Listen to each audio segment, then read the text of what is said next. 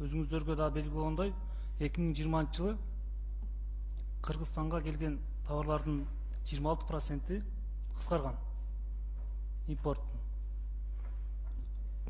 Ошондой болуп турган учурда биздин өзүбүздүн Кыргызстандагы кээ бир азык түлүктөр сырткарга чыгып баратат.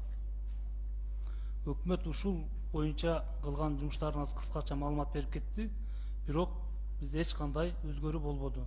Күндөн күнгө буанын азык түлүктүн баасы өсүүдө.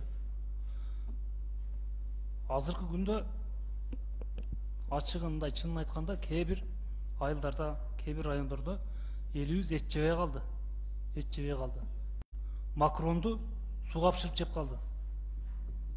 Өкмөт ушуга окшогон маселени эл аралап, базар аралап карап атасыңарбы? Жок. Чогулуш кыласыңар. Бул маселе көптөн бери чечилбей келатат да. Эл өтө кыйналды. Мына пандемия күндөн күнгө күчөп атат. Жакшы калориясы күчтүү тамак жебесе, оору бат жугат дейт. Мисалы Казакстанда бензиндин баасы А92-нин 34 сом экен. А бизде 47 сом. Элдин көз карашына караганда эч кандай жумуш аткарган жок.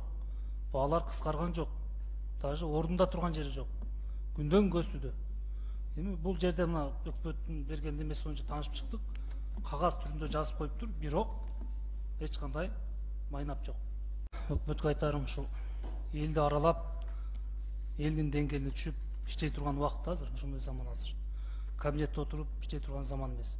Мындай боло бере турган болсо элдин көйгөйү күндөн күнгө күчөйө берет.